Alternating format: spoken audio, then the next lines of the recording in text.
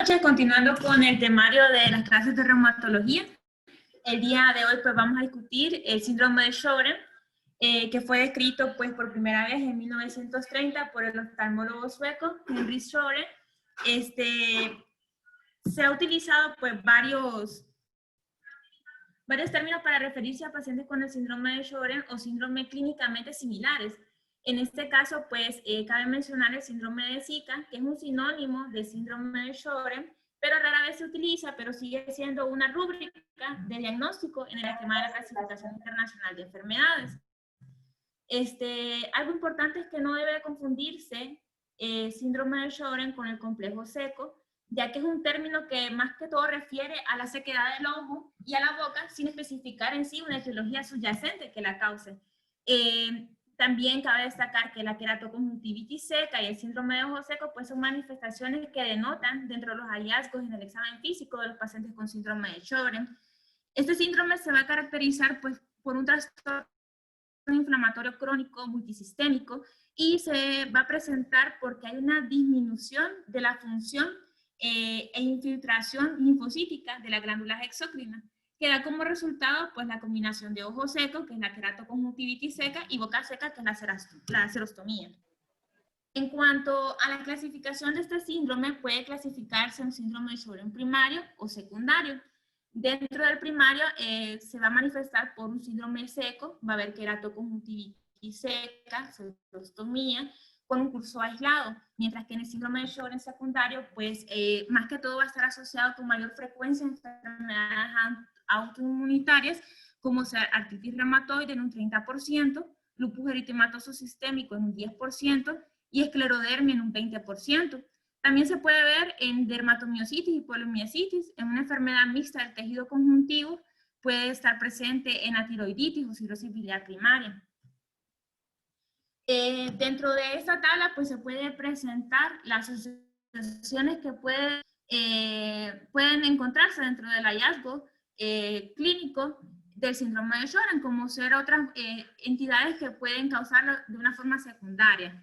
Que son muy similares a las que les mencioné anteriormente, pero cabe destacar que también puede estar presente los síndromes secos inducidos por drogas, como ser el busulfán, también puede estar presente en la dermatitis herpetiforme, en los pacientes que tienen enfermedad tiroidea o un síndrome de inmunodeficiencia adquirida. En cuanto a la epidemiología de esta patología, pues tanto las estimaciones de la incidencia y la prevalencia del síndrome de Sjögren pues van a variar ampliamente. Solo una pequeña minoría, aproximadamente un 10% de los pacientes con ojos secos van a presentar clínicamente este síndrome. Y pues en cuanto a la distribución mundial y su fenotipo puede variar en función tanto a la geolocalización y a la etnia en la que se manifiesta, pero generalmente va a afectar con mayor frecuencia a la mujer en una proporción 9:1 en comparación con los hombres. Se presenta entre la cuarta y quinta década de la vida, afecta del 0.1% al 4% de la población, y del 30% de los pacientes que tienen enfermedad reumática, pues van a presentar un síndrome de Sjögren secundario. En cuanto a etiología también, pues algo muy importante que hay que destacar, que todavía está bien establecida la ectopatogenia de esta enfermedad. Se cree que la patogenia es un proceso de varios pasos que va a ser desencadenado por un factor ambiental primario. En este caso, pues muy probablemente el factor que lo desencadene sea una enfermedad viral en un individuo que pues es genéticamente predispuesto a esta enfermedad, y muy probablemente pues vaya a desarrollar no de un inicio, sino que tiene una evolución larga y se presenta, como les refería anteriormente, cuando los pacientes ya están entre la cuarta y quinta década de la vida, pero las manifestaciones pueden ser 18 años antes de los hallazgos clínicos. También es muy importante pues destacar que hay una respuesta inmune que involucra tanto la inmunidad innata y adaptativa, y esto va a conducir a una autoinmunidad y a la inflamación crónica, que estos son los componentes centrales en sí de este proceso de desarrollo de la enfermedad. Como se observa en la diapositiva, pues ustedes pueden ver que las interacciones entre factores genéticos y no genéticos están involucrados y pues esto va a causar una susceptibilidad a la enfermedad, tanto en el inicio y la progresión de esta enfermedad. Dentro de los factores genéticos, pues están afectadas muchas regiones diferentes del genoma, tanto dentro como fuera del complejo principal de histocompatibilidad, y van a conferir pues susceptibilidad para desarrollar esta enfermedad. Generalmente están presentes los factores genéticos en un 87% de los pacientes, y en cuanto al desarrollo, generalmente es por una estimulación de las células B autorreactivas, lo que va a producir autoanticuerpos, y esto pues va a finalizar en un desarrollo de inflamación crónica de las glándulas tanto salivales y lagrimales, y a menudo pues se presenta en otros tejidos.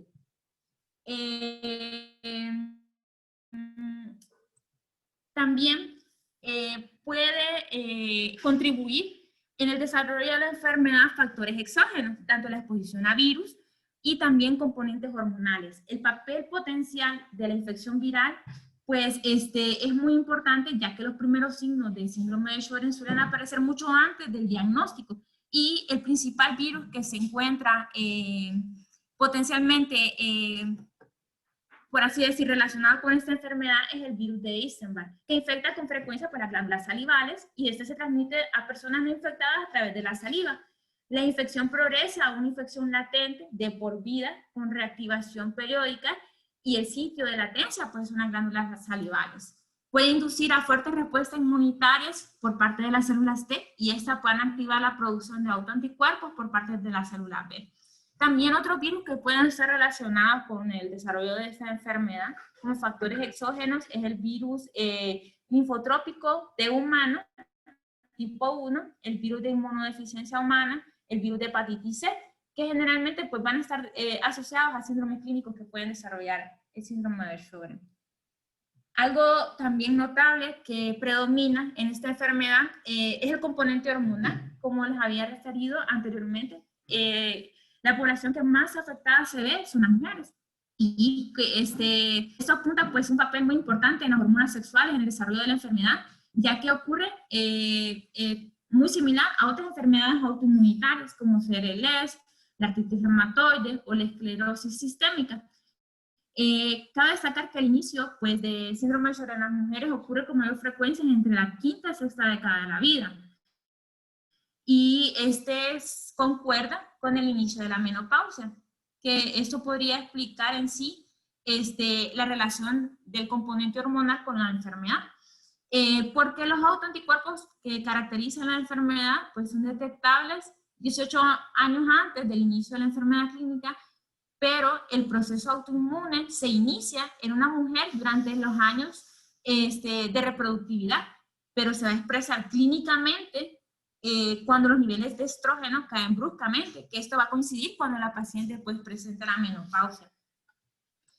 En cuanto a un resumen de la etiología, pues se va a caracterizar porque hay una infiltración de las glándulas lagrimales y salivales por las células linfoplasmocitarias, hay destrucción progresiva de las glándulas exócrinas, y hay hiperactividad de los linfocitos B periféricos, que es el principal dato inmunológico que se presenta en los pacientes que tienen un síndrome de Sjögren secundario.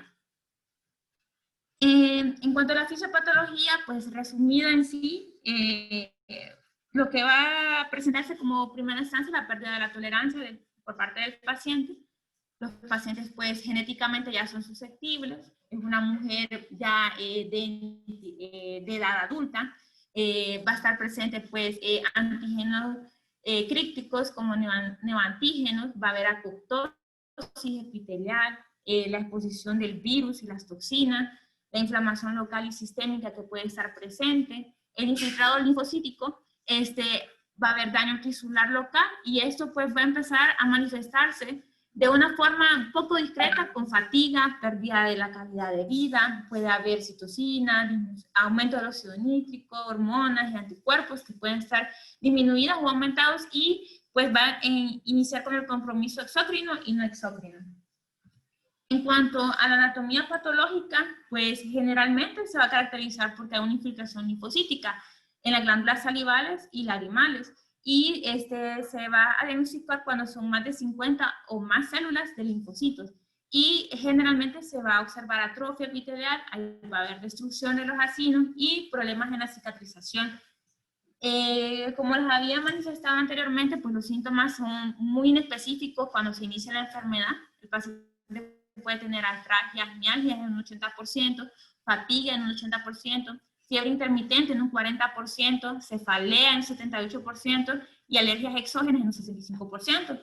Pero ya las manifestaciones clínicas en sí que nos pueden dar como una pauta de que el paciente puede estar cursando con esta enfermedad, como ser las manifestaciones glandulares, como la sequedad oral, que es la xerostomía, que se va a presentar en ocasiones como una disminución o dificultad para poder deglutir sólidos. Lo que el paciente refiere es que necesita tomar agua para poder deglutir.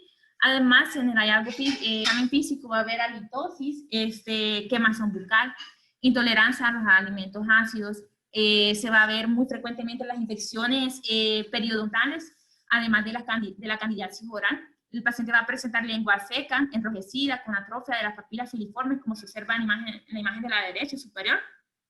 Puede haber caries dentales aceleradas y va a haber aumento de las parótidas en un 60% y generalmente se van a presentar firmes e indoloras. El 95% de estos pacientes van a presentar xerostomía y xeroftalmia. En cuanto algo muy importante que sí hay que destacar es que estos síntomas mínimos tienen que estar 3 meses presentes para poder sospechar la enfermedad y generalmente o como prioridad se debe descartar causas secundarias que las pueden provocar. Dentro de las causas secundarias que pueden provocar sequedad oral u ocular, pues están los fármacos, como ser los narcóticos, la atropina, los anticoncepcionales, los antihistamínicos, enfermedades granulomatosas como ser la tuberculosis, enfermedades de depósito como la amiloidosis, fibrosis quística. El simple hecho de ser diabético puede causar sequedad oral, la irradiación, los pacientes que están expuestos a radiación, ya sea por terapia de cáncer. La sequedad ocular puede estar presente en la conjuntivitis crónica, en la deficiencia de vitamina A, cuando hay una alteración neurológica o una irregularidad epitelial. Entonces, si pueden observar, son múltiples causas que hay que descartar antes de dar el diagnóstico de esta enfermedad. Otra de las manifestaciones que se puede presentar, pues son las manifestaciones oculares, como es la queratoconjuntivitis zika, que generalmente el paciente lo manifiesta como una sensación de arenilla, va a haber un parpadeo excesivo, no tolera la luz el paciente. Además, el paciente pues, no puede utilizar lentes de contacto porque va a empeorar aún más la sintomatología que presenta, y ya como una forma más crónica el paciente presenta úlceras corneales. Puede haber también aumento del tamaño de las glándulas lacrimales en cuanto a estas manifestaciones oculares. No todo paciente con síndrome de seco tiene síndrome de Sjögren, como les había mencionado anteriormente. Siempre hay que descartar otra patología. En cuanto a las manifestaciones clínicas, pero ya extraglandulares, pues sí están presentes en el síndrome de Sjögren primario, en un 30%. Y puede haber compromiso periepitelial, compromiso extraepitelial, mayor riesgo de desarrollar linfoma, que esta sería como una de las complicaciones de esta enfermedad. Puede haber compromiso en piel en un 55%, compromiso musculoesquelético en un 50%, y con mayor frecuencia estos pacientes pues comprometen la parte respiratoria. Va a haber un compromiso pulmonar en un 75%, como se observan las manifestaciones pulmonares en la tabla. Puede afectar vía aérea, puede presentarse con bronquiolitis, bronquitis, linfocítica. A nivel del intersticio, el paciente puede desarrollar pues, neumonía intersticial no específica, organizada, intersticial usual, o pues difusa. Puede haber afectación de la pleura con pleuritis, con engrosamiento de la misma, o trastornos linfoproliferativos como sería el linfoma, que sería como una de las complicaciones. Además de eso, puede haber compromiso gastrointestinal y hepatobiliar, y pues se va a presentar con disfagias, náuseas, epigastralgia, hepatomegalia, o puede haber cirrosis biliar primaria, que está presente en un 40 o 75%, pero de síndrome secundario. Además puede haber compromiso renal, compromiso neurológico y compromiso endocrinológico en un 30 o 50% de los casos. Generalmente, pues, en cuanto a las manifestaciones, las más importantes, vamos a describirlas a continuación. Se puede presentar como un fenómeno renal y puede ser uno de los primeros signos sugestivos de la enfermedad de síndrome de Sjögren. Y pues se debe realizar para descartar que el diagnóstico diferencial de esta enfermedad de clorodermia, pues una capiloroscopía y determinación de los autoanticuerpos anticentrómeros. Puede presentarse con artritis, generalmente es una de las presentaciones más frecuentes, la poliartritis simétrica no erosiva, y pues se debe realizar radiografía simple de manos y pies y de las articulaciones afectadas. Puede haber afectación cutánea, como les había mencionado anteriormente, y pues está presente el eritema anular, que esta es casi indistinguible en comparación con el lupus eritematoso cutáneo, y para esto pues nos tenemos que guiar un poco con los estudios de inmunología, ya que el 100% de estos pacientes que tienen eritema anular y presentan la enfermedad de Sjögren pues tienen anti-Rho positivo. Puede presentarse también con eritema nodoso, como ser la imagen inferior, que se puede observar el eritema nodoso. Y dentro de las manifestaciones en piel también puede haber vasculitis cutánea, que la más frecuente es la púrpura palpable en las extremidades inferiores. Y dentro de las características, pues va a ser un predominio de vasculitis de vaso pequeño y un predominio de la vasculitis leucocitoclástica sobre linfocítica, y generalmente pues se debe solicitar crioglobulinas, los ANCA, y se evaluará la realización de una biopsia cutánea y de músculo o de nervio para poder descartar otra patología. Como les había referido, pues la afectación pulmonar es la más frecuente, un 75%, y la forma de presentación que se asocia más a esta enfermedad es la neumonitis intersticial linfocítica, pero también puede manifestarse como una neumopatía obstructiva, y ante la sospecha, pues se debe solicitar radiografía de tórax o pruebas funcionales. También puede haber afectación cardíaca, va a ser menos frecuente, pero sí puede estar presente. En el caso de los pacientes pueden presentar pericarditis, menos del 5%, miocarditis, valvulopatía, puede estar presente en bloqueo cardíaco congénito, y generalmente pues estos pacientes tienen pobre pronóstico, ya que van a meditar marcapasos un 70 o 90%. En cuanto a las afectaciones pancreáticas, pues generalmente sí hay alteración de la prueba de función pancreática y se debe solicitar en cuanto a la sintomatología y un ultrasonido para descartar que no tengan pues pancreatitis, porque sí pueden desarrollar un 25% de los pacientes. Puede haber afectación renal y urológica y generalmente se va a caracterizar por una acidosis tubular renal, nefritis intersticial, y la vamos a sospechar pues con la clínica de ojo seco o boca seca, y además de eso, si en los exámenes laboratoriales pues observamos que hay bucotasemia, si le realizamos un ultrasonido y observamos que hay litiasis renal, o una radiografía que nos presenta pues la forma de cálculos a nivel de los riñones como una nefrocalcinosis, y que estas serían más que todas las alteraciones más frecuentes que pueden presentar. Además puede tener cistitis intersticial el paciente con síndrome de Sjögren. Cuanto a la afectación neurológica, pues lo más común es que se presente como una polineuropatía mixta, tanto sensitiva como motora, pero se caracteriza porque la distribución pues, es más distal y simétrica, hay afectación sensitiva, generalmente pues, puede presentar hipoestesias en guante, en calcetín, pero pueden presentarse con menor frecuencia, pero puede ser presente solamente la afectación de mononeuritis múltiple o también neuropatía sensitiva táxica. En cuanto a otras alteraciones presentes, pues tenemos la hipoacusia neurosensorial, el hipotiroidismo subclínico, que también es bastante frecuente en esos pacientes, y la neuropatía del trigémino, síndrome de atrapamiento. Algo muy importante que hay que destacar es que estos pacientes pues, pueden desarrollar linfoma y generalmente se ve comprometido y puede ser de mal pronóstico. Los linfomas que ya presenten macroglobulinemia o en un 6%, pero también pueden haber pseudolinfomas, que estos generalmente tienen un curso benigno y pues da el diagnóstico por las características histológicas que presenta el paciente. pero ya cuando hay persistencia de aumento de las glándulas salivales mayores, cuando hay linfadenopatías, cuando hay nódulos pulmonares, cuando hay disminución de la hemoglobina en pacientes con hipergamaglobulinemia, pues ya hay que tener claro que estos pacientes pues van a desarrollar malignidad. Para explicarlo de una forma un poco más sencilla, pues el espectro de la enfermedad puede ser benigno a maligno. En cuanto a benigno, pues tenemos un Sjögren clásico, que el paciente presenta serostomía, serostamia, y generalmente pues los infiltrados linfocíticos son limitados a las glándulas.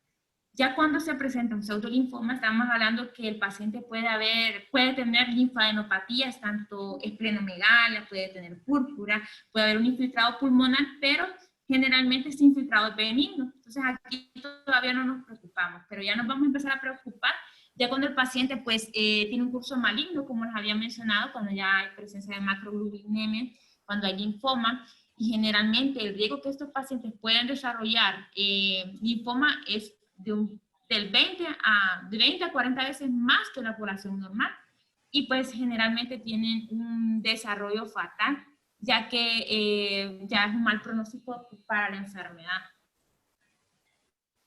En cuanto a las complicaciones, pues lo que les estaba refiriendo, pues es el linfoma.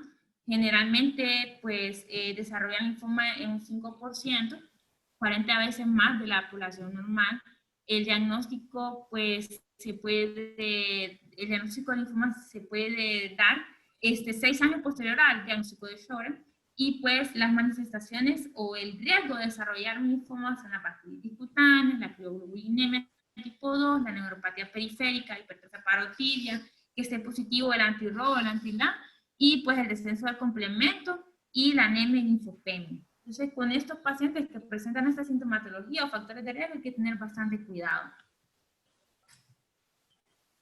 Para el diagnóstico, pues vamos a apoyarnos de las alteraciones laboratoriales en un síndrome de Sjögren primario, como son los anticuerpos antinucleares, que están positivos en un 90%.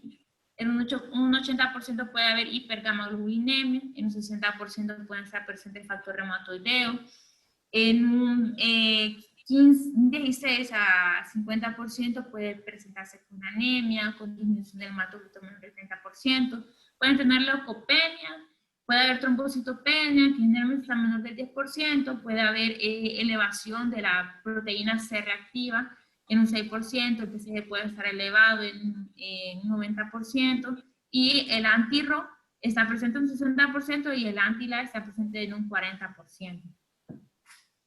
Con respecto a esto, pues hay que hacer asociaciones cuando nosotros tenemos un anti-RO y un anti-LA positivo, y tenemos que pensar que generalmente si están presentes es porque el paciente tiene una forma grave de la enfermedad, se manifiesta pues clínicamente más temprano, la enfermedad es un poco más prolongada y puede haber alteración de agrandamiento glandular salival, mayor intensidad de la infiltración linfocítica de las glándulas salivales menores, y pues puede manifestarse extraglandularmente, generalmente con linfadenopatías, con púrpura y vasculitis.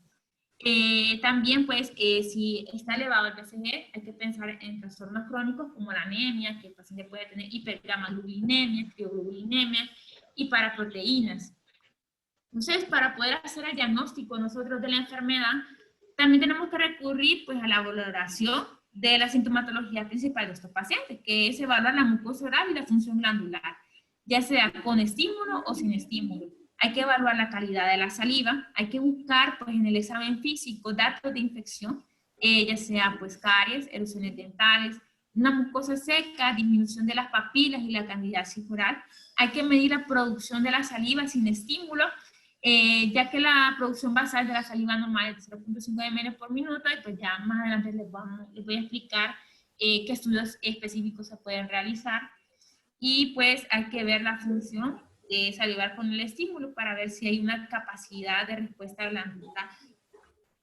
Para esto, pues nos vamos a apoyar de la gamografía de glándulas salivales, que en sí va a consistir en inyección intravenosa de una sustancia radiactiva, generalmente un isótopo, y esta se va a acumular y va a ser eliminada por las glándulas salivales. Y lo que se va a observar, pues, es la captación y la eliminación del isótopo, ya que en el síndrome de Sjögren, pues, esto es mucho más lento de lo normal. O sea, con eso podemos hacer un diagnóstico.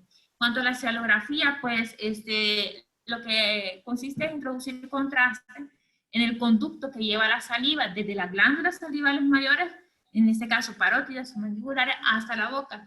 Y posteriormente a eso se realiza una radiografía y lo que podemos observar es la alteración a nivel del trayecto de las glándulas salivales. Como se observa en la imagen inferior derecha. En cuanto a la biopsia, que se le va a realizar a los pacientes, generalmente es una biopsia de glándula salival menor, en el labio inferior, es el examen microscópico de las glándulas salivales y esta pues nos permite la confirmación del diagnóstico. Para esto pues vamos a tener presente cuándo la tenemos que solicitar. Para poder hacer el diagnóstico, pues existen los criterios de Chilson que van del grado 1 al grado 4 y lo que nos va a presentar pues la infiltración linfocítica, que entre más en el grado, pues mayor infiltración o atrofia va a tener el paciente en cuanto a las glándulas salivales.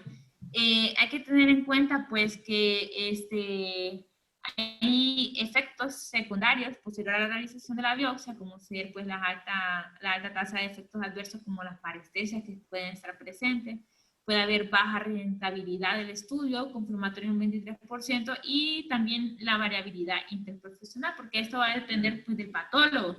En cuanto a cuándo está recomendado realizar la biopsia, pues generalmente se recomienda cuando el paciente tiene alta sospecha clínica, pero tiene un perfil inmunológico negativo o poco sugestivo. También pues cuando queremos apoyar el diagnóstico de un síndrome de Sjögren primario, y pues tenemos la necesidad de aplicar terapias sistémicas de alta complejidad, pues va a estar indicada pues la realización de la misma. O cuando tenemos la sospecha de una enfermedad o proceso capaces de simular un síndrome de Sjögren. También podemos realizar el test de Schindler, pues que lo que va a determinar en sí es la sequedad del ojo, dependiendo de la secreción lagrimal total. Lo que se hace es que se introduce una tira de papel secante en el ojo, aproximadamente se coloca por 5 minutos y posteriormente al retiro de esta, pues se van a medir los milímetros que se ha mojado esta tira de papel. Y si es menor de 5 milímetros, la prueba es positiva. Si es mayor de 15 milímetros de longitud, pues tenemos que esta es negativa. En cuanto al tiempo de ruptura del animal, que es también otro test que podemos utilizar, generalmente pues, va a demostrar la inestabilidad del animal por déficit de mucina y va a haber la instalación de fluoresceína en el fondo del saco conjuntival y se va a observar pues, con una lámpara de hendidura con filtro de luz azul. Pues, y lo que se va a observar es el tiempo en que aparece la primera mancha seca. Es un poco más complejo. También se puede realizar la rosa de Bengala, que es lo que tiñe los filamentos mucosos y las células desvitalizadas, y evalúa la capacidad de protección que ofrece la película lagrimal a la superficie ocular. Entonces, la parte que tiene áreas secas es la que se va a teñir de rosa de Bengala, como se observa en la imagen. Como toda enfermedad inmunológica, pues tiene criterios para poder hacer el diagnóstico y estos pues van a ser los siguientes, son 6 criterios.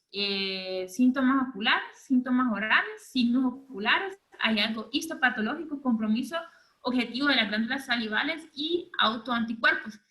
Para poder hacer el diagnóstico se necesitan 4 de los 6 criterios, siendo obligatorio que se incluya la biopsia salival o los anticuerpos anti-LA en los 4 criterios necesarios. Entonces, en cuanto a los síntomas oculares, lo que nosotros vamos a preguntarle al paciente es que se ha presentado ojo seco a diario por más de 3 meses, si tiene sensación de anemia ocular a repetición, si pues utiliza lágrimas artificiales 3 o más veces al día. En cuanto a los síntomas orales, si siente la boca seca diariamente por más de 3 meses, se le ha hinchado la parótida siendo pues un adulto, si necesita beber agua para poder tragar los alimentos. En cuanto a los síntomas oculares, pues va a ser a través de las pruebas, ya sea por prueba de Schindler o la prueba de rosa de Bengala. En cuanto a los hallazgos histopatológicos, pues lo que vamos a observar más que todo pues es la biopsia de la glándula salival menor y pues lo que vamos a observar es la infiltración linfocítica. En cuanto al compromiso objetivo de las glándulas salivales, pues vamos a evaluarlo a través de la gamografía parotidia o la escalografía. Y en cuanto a los autoanticuerpos, pues vamos a solicitar el anti-RO y el anti-ANA o factor reumatoideo para poder hacer el diagnóstico. Si nosotros queremos diagnosticar un paciente que tiene síndrome de Sjögren secundario, pues generalmente va a estar asociada a la presencia de los primeros ítems, del primero o segundo ítem, más 2 del tercer, cuarto ítem. O sea que va a ser necesaria la sintomatología y los hallazgos clínicos en el examen físico, y también pues los anticuerpos y también la realización de estudios específicos para poder diagnosticarlo en cuanto a si es secundario. Y estos son los criterios de EULAR para un síndrome de Sjögren primario, que salieron en 2016, que son algo similar. Generalmente se le va a realizar la biopsia de la glándula salival menor y va a presentar si hay infiltración linfocítica focal o no, si están presentes los anticuerpos tanto anti-RO como LA, si están positivos, si a nivel de si hay una mancha ocular por los test de la rosa de Bengala. Vamos a ver cómo es el flujo salival total, y pues lo vamos a diagnosticar cuando es suma mayor de 4 de los criterios.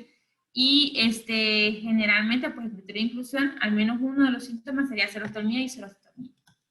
En cuanto a los criterios de exclusión que tenemos que tener en cuenta, pues hay que indagar si el paciente ha tenido tratamiento previo con radiación, tanto en cabeza como en cuello, si hay antecedentes de hepatitis C, si hay antecedentes de VIH, infección por parotiditis, Epstein-Barr, virus de Coxsackie-A, si hay linfoma preexistente, sarcoidosis, si hay uso de drogas anticolinérgicas, y ya que esos pues son causas de ojo seco o boca seca. Entonces, ¿qué sería para descarte? Un algoritmo diagnóstico para poder sintetizar lo que les acabo de mencionar sería que el paciente pues se manifieste con serostomía, y a la exploración oftalmológica, ya sea por gammagrafía parotidia o perfil inmunológico, y esté positivo, pues vamos a aplicar los criterios. Si se cumplen menos de 2 criterios, pues si estamos hablando de un síndrome seco. Si se cumplen más de 4 criterios, estamos hablando de un síndrome de Sjögren. Y si se cumplen 3 criterios, pues hay que valorar la biopsia salival, y si es positiva, estamos hablando de un síndrome de Sjögren. Si es negativa, pues estamos hablando de un síndrome de Sjögren probable. En cuanto al tratamiento de estos pacientes, pues lo vamos a, más que todo es un tratamiento sintomático, por así decir, ya que no tienen cura, y lo que se debe de mantener, pues en cuanto a las medidas iniciales, es una adecuada hidratación, evitar bebidas azucaradas, evitar el alcohol, el tabaco, también evitar el café, ya que esto pues va a empeorar tanto la formación de caries como la sequedad. También evitar o reducir el uso de fármacos con acción serogénica, pues ya en este caso serían los que había mencionado, los antidepresivos tricíclicos, los antihistamínicos, evitar todos los irritantes como ser el café, el alcohol, el tabaco, la exposición a ambientes cerrados, evitar el aire acondicionado, ya que esto pues va a empeorar la sintomatología del paciente. Hay que modificar el aire y el ambiente a nivel domiciliario o en el trabajo, y pues hay que estimular la secreción salival de forma mecánica. A estos pacientes hay que decirles que tienen que masticar chicles o caramelos sin azúcar para poder estimular pues la formación de saliva, ya que en ellos está disminuida. El tratamiento de la serostomía pues va a ser con sustitutos de la saliva, estimuladores de la secreción de saliva o fármacos parasimpaticomiméticos. En este caso pues hay que lubricar utilizando lágrimas artificiales, mejor con hialuronato sódico, humidificadores ambientales en la casa. También se puede aplicar clorhidrato de policarpino, que pues es un alcaloide natural con función parasimpático-mimética que actúa a nivel de los receptores muscarínicos, tanto el 2 como el 3, de las glándulas de la secreción exócrina. Entonces lo que van a estimular la formación de saliva. Generalmente la dosis va a 2.5 miligramos cada 8 horas vía oral por 2 semanas, y va a ir aumentando progresivamente cada 2 semanas en función de lo que el paciente tolere, hasta llegar a una dosis máxima de 15 miligramos día. Entre los efectos secundarios que estos medicamentos pueden presentar, pues la sudoración, las náuseas, las cefaleas, molestias gastrointestinales, poliuria y mareo, que sí son bastante frecuentes, ya pueden llegar hasta un 40%, los pacientes pues no los llegan a tolerar. Generalmente el inicio de esta terapia es con dosis muy baja, generalmente con dosis de 2.5. Y si tiene contraindicaciones, pues no se debe de aplicar. En cuanto al tratamiento sistémico, en este caso serían los secretagogos, como ser la bromexina, que pues generalmente tienen una recomendación baja, una recomendación 3B, acetilcisteína, una recomendación 2B, y los parasimpáticos miméticos, como el que habíamos mencionado, por el hidrato de policarpina, pues este sí tiene una buena recomendación, no A. Generalmente estos medicamentos sistémicos lo que hacen es estimular los receptores muscarínicos, tanto el 2 como el 3, para que haya mayor secreción lacrimal o salival, y generalmente, como les había mencionado, las dosis con las que se inician son dosis muy bajas, 2.5, hasta que el paciente tolere. Si ya presenta síndromes secundarios, manifestaciones adversas, pues ya se debe omitir o disminuir. Generalmente pues tienen muy poca efectividad sobre la serostalmia, pero sí es mejor sobre la serostomía en un 30-62%, y como la he mencionado, los efectos secundarios que pueden estar presentes son un 40%. También dentro de la terapia sistémica podemos ver los corticosteroides, que es una recomendación pues muy baja, 4C, la hidroxicloroquina, pues que tiene una recomendación 2B, la talidomida, que tiene una recomendación 4B, y los fármacos inmunosupresores, que tienen una recomendación 4BC. Esta es una tabla de inmunomoduladores que podemos utilizar. Si ustedes pueden observar, pues lo que más se utilizan es el metrotexate, que tiene una eficacia en la sequedad, tanto en la mejoría de los síntomas subjetivos, y el micofenolato, que también tiene mejoría en un 73%, y el metrotexate en un 41%. Va a presentar efectos secundarios. En cuanto al seguimiento de estos pacientes, pues generalmente es un seguimiento semestral, y lo que se va a valorar pues es cómo ha ido la evolución.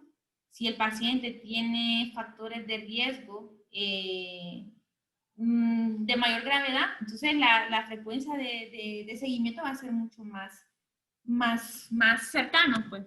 En cuanto a la afectación glandular, pues lo que se le va a realizar a los pacientes son pruebas oculares, y generalmente pues va a ser una vez al año, ya sea la rosa de Bengala o el de Schillman. En cuanto a la necesidad de repetir la gamografía parótida, pues generalmente es cada 2 a 4 años, y no es necesario repetir la biopsia de glándulas salivales menores, excepto que pues, o sea, se sospecha la aparición de otro proceso distinto al que es el síndrome de Sjögren. ¿Pueden haber complicaciones locales de la enfermedad? Claro que sí, puede estar presente, como les había mencionado, la candidiasis oral, y también vaginal, ya sea por la sequedad o efectos secundarios de los fármacos que el paciente esté ingiriendo. Puede haber aumento de caries, puede haber aumento de las infecciones oculares, y por eso estos pacientes tienen que tener un seguimiento un poco más frecuente, cuando ya las manifestaciones son más graves.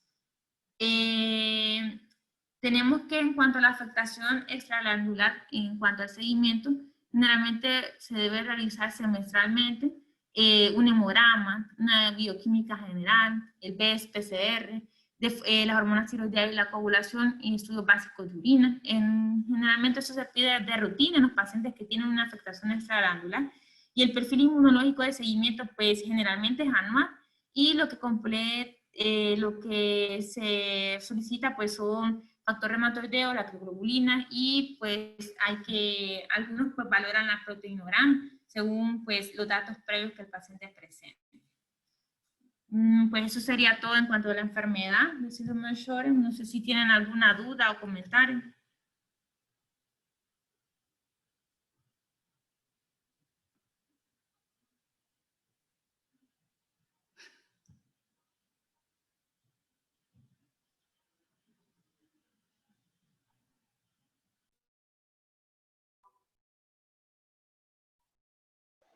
Buenas noches. Buenas noches. Sí, doctor, disculpe, bueno, muchas gracias por Ya. ¿Me escucha? Se Hola. escucha bien. Ok, gracias, doctor. No, solo tenía una duda que tal vez el doctor nos pueda ayudar a aclarar. Es que en algunos textos mencionan que es la enfermedad primaria autoinmune más frecuente, pero por lo menos no sé si los compañeros que han tenido la experiencia de rotar en la consulta han encontrado que sea tan coincida, pues porque a veces, por ejemplo, nuestras sospechas diagnósticas cuando abordamos pacientes en la área de hospitalización, no recuerdo yo que esté mencionado un síndrome de Sjögren, por lo menos como sospecha, había conocido. Entonces tenía esa duda, doctor. Gracias.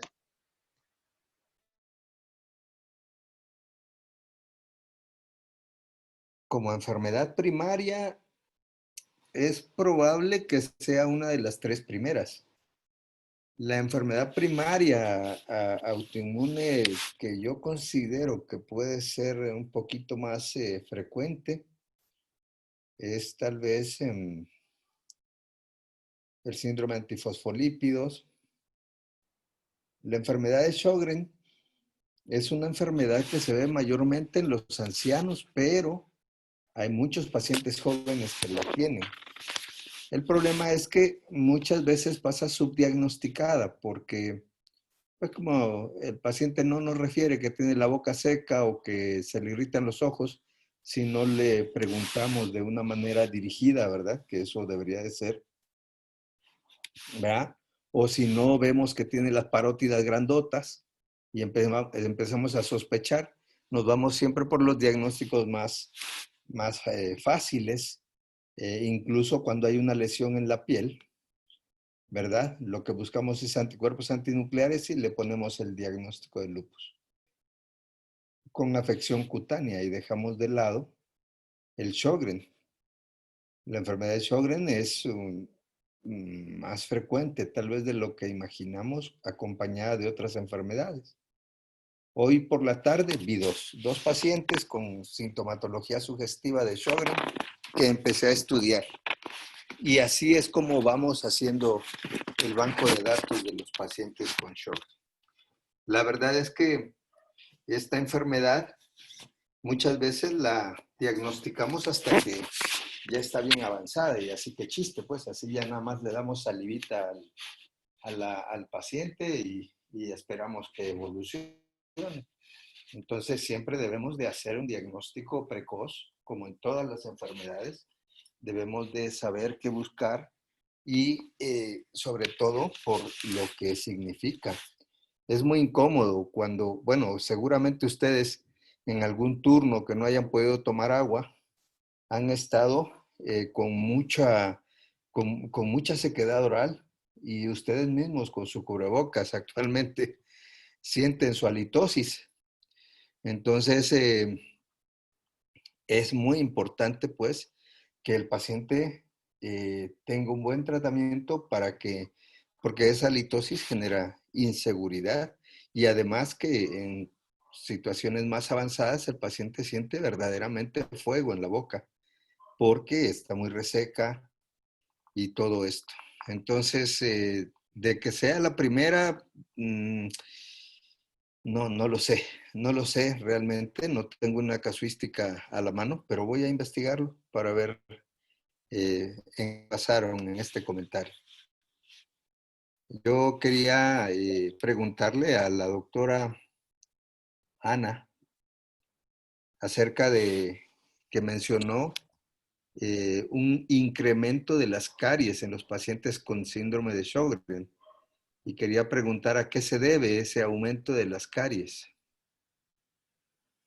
Pues lo que refería a la literatura autor es de que ya que no hay Hola, hola.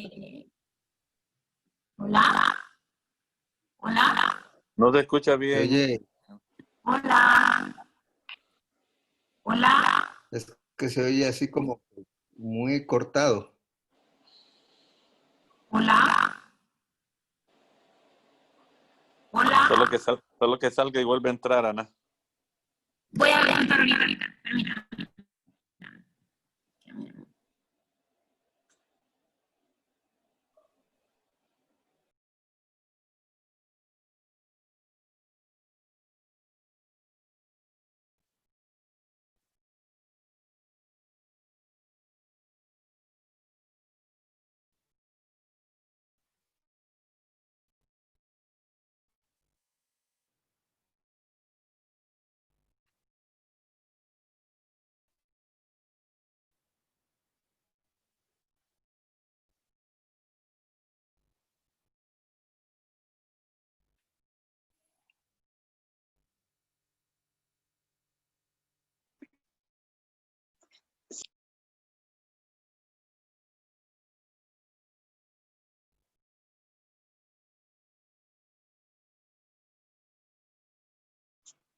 Mira, a ver. Hola. Está mejor, siempre lo oye como eco, pero está mejor. Hola. ¿Sí? ¿Se escucha? Sí. Yo creo que Bueno, vamos a en cuanto a la pregunta, doctor, pues lo que refería la literatura es de que los pacientes con una disminución de la cantidad de saliva, pues son más frecuentes la formación de caries debido a que hay mayor propagación de las bacterias y generalmente lo que estaba relacionado era con la disminución de la producción salival. Y esa es una correcta apreciación, porque la saliva es el primer mecanismo de defensa contra Antibacterial. la caries por parte de del cuerpo. Es una, por la cantidad de enzimas que tiene.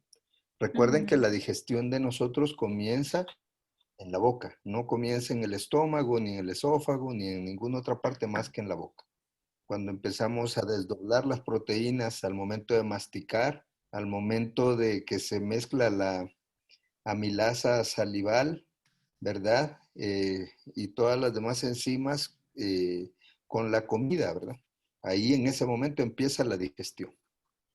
Entonces, la idea es que estemos conscientes de eso y eso es la importancia de mantener la humectación adecuada de la boca, ¿verdad?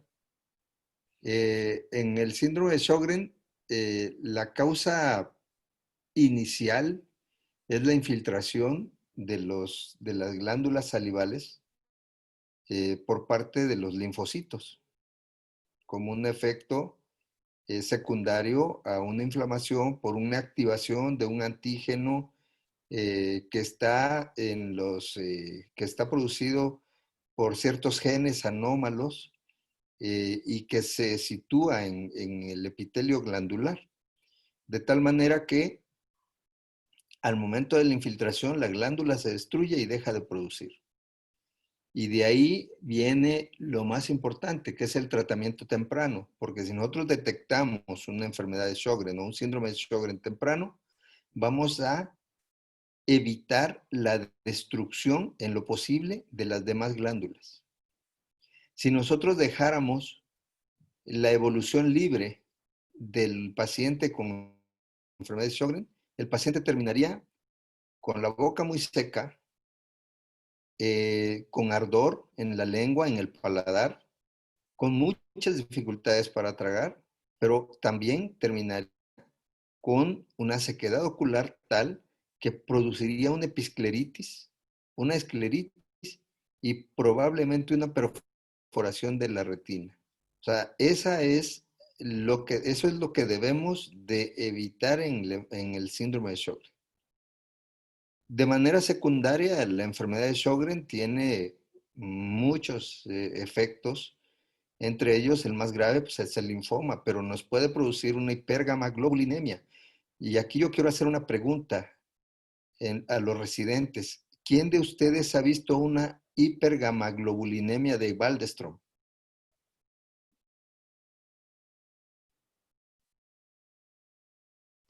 Yo creo que nadie, doctor. No, doctor. Bueno, mucha gente no la ha visto. Yo, en toda mi vida profesional, solo vi una en el Centro Médico Nacional Siglo XXI, que es un centro de referencia a nivel nacional en México. Y es triste porque los pacientes con hipergamaglobulinemia de Waldenström, el problema mayor es que la sangre se les espesa, o sea, y se coagula. Entonces, estos pacientes son pacientes que se están trombosando a cada rato, hay que estarlos viendo a pesar de la anticoagulación, etcétera, etcétera. Pero aparte, puede producir el síndrome de Sjögren incluso problema de, ¿cómo se llama? Se me fue el nombre. Bueno, ahorita me voy a recordar. Entonces, lo que hay que vigilar mucho en estos pacientes es eso, que no deriven hacia el linfoma, ¿verdad? Los pacientes ya con determinado tiempo de enfermedad de Sjögren, siempre hay que estarles determinando deshidrogenasa láctica y fosfatasa alcalina. ¿Por qué tenemos que determinar eso?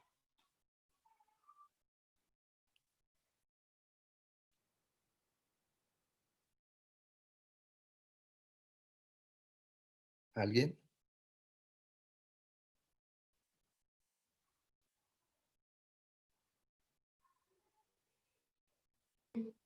No, doctor. Recuerden que estos son marcadores indirectos del linfoma, ¿verdad? Cuando nosotros vamos a diagnosticar un linfoma y no sabemos dónde está el linfoma, pero tenemos la sospecha, porque de repente el paciente empezó a decir, doctor, tengo síntomas B. Ustedes ya saben cuáles son los síntomas B del linfoma, ¿verdad? Que son pérdida de peso, tiaforesis predominantemente nocturna, profusa, ¿verdad? Esos son los síntomas B.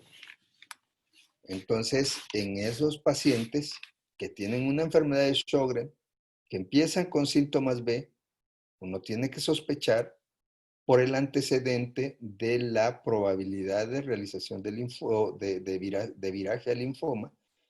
Tiene que sospechar en esto y tiene también que apoyarse en estudios. Y todos los estudios son inespecíficos.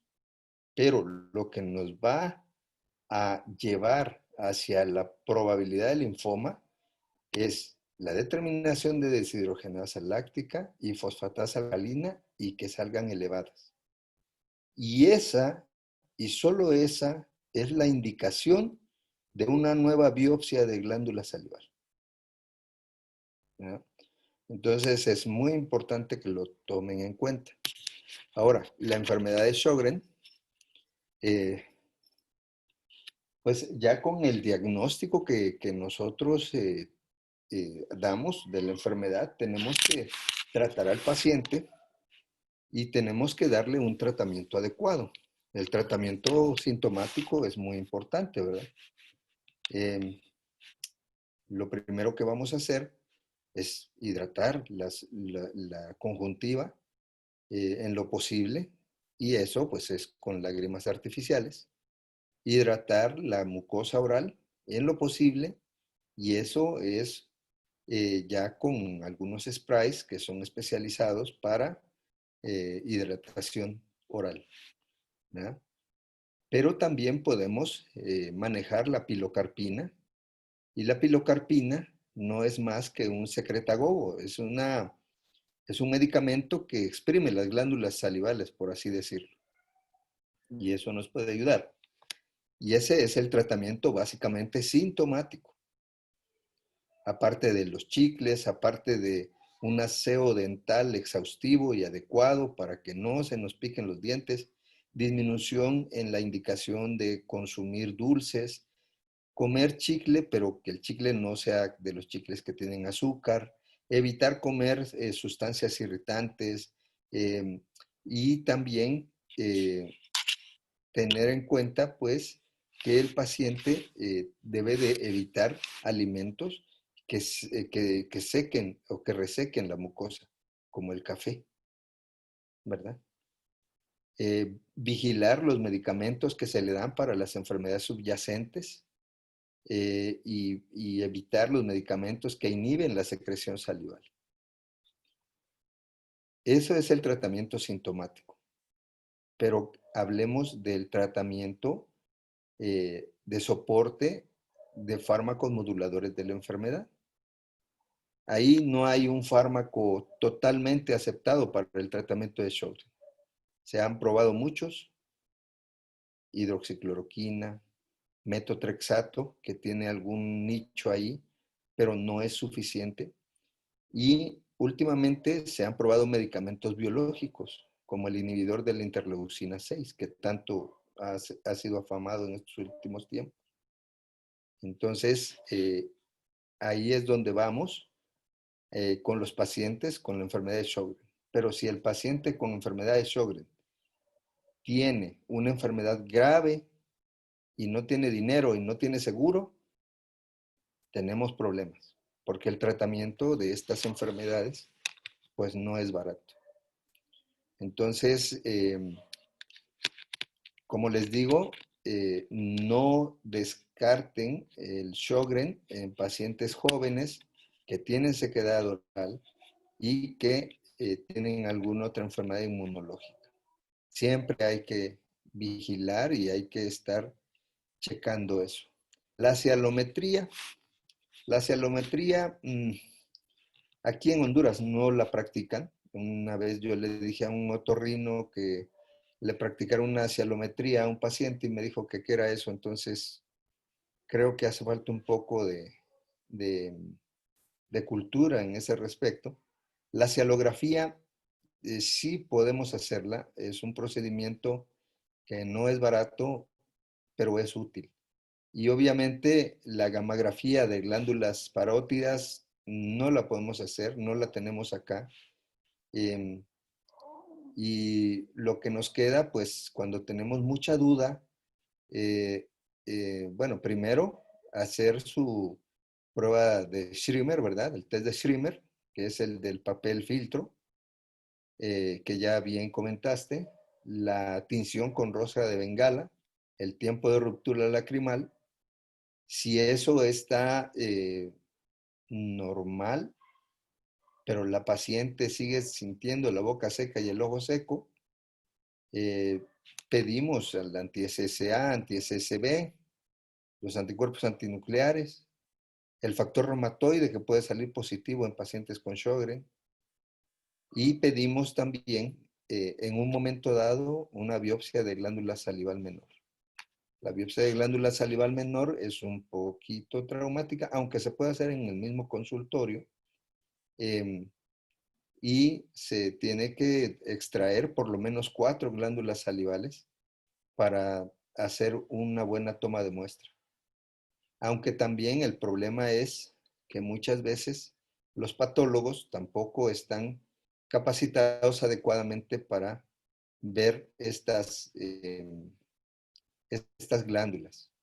Incluso en el Instituto Nacional de Cardiología mandábamos las glándulas salivales y nos reportaban como biopsia de lengua. O sea, está muy, muy lejos la glándula salival menor de la lengua. Entonces, pero solo es para poner un ejemplo. Entonces, este tema es interesante por todas las implicaciones que tiene. No sé si tengan alguna duda o alguna pregunta.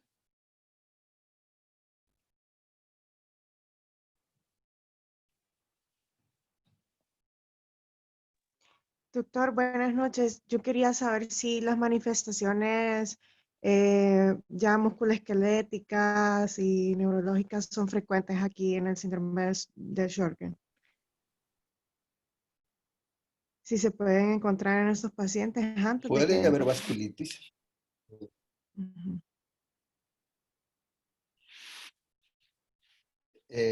Bueno, antes de hacer el diagnóstico de Sjögren, sí se puede. Hay que recordar que la enfermedad pasa a subclínica antes de volverse una enfermedad diagnosticable.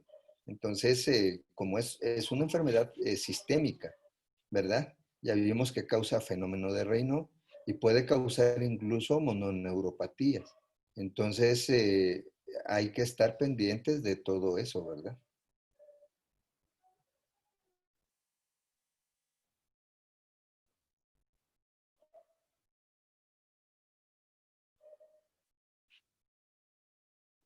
¿Alguien más?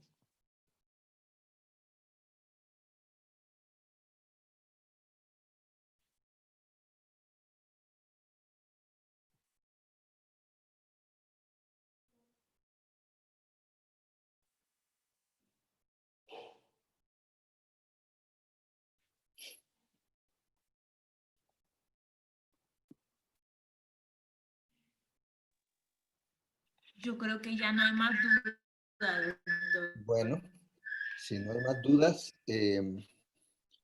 pues aquí la vamos a dejar. ¿Cuál es la plática que sigue a continuación? Doctor, fíjese que en el calendario aparece estudios diagnósticos. Y la siguiente clase sería el examen físico, que esa me tocaría a mí, pero en la parte que dice estudios diagnósticos no aparece ningún residente. Ah, pero esa, Sí, esa la calendaricé yo. sí, está en Reenvíeme, el por calendario, favor. doctor. Es la siguiente en el calendario. Ajá, entonces vamos a pasar la de el examen físico y vamos a invitar a un reumatólogo que les dé ese tema para en 15 días. ¿Ok? Entonces el siguiente sería examen físico. Examen físico. Excelente, doctor. Perfecto. Vaya, pues. Bueno, Bueno, nos vemos. Cuídense mucho. gracias, doctor. Hasta luego.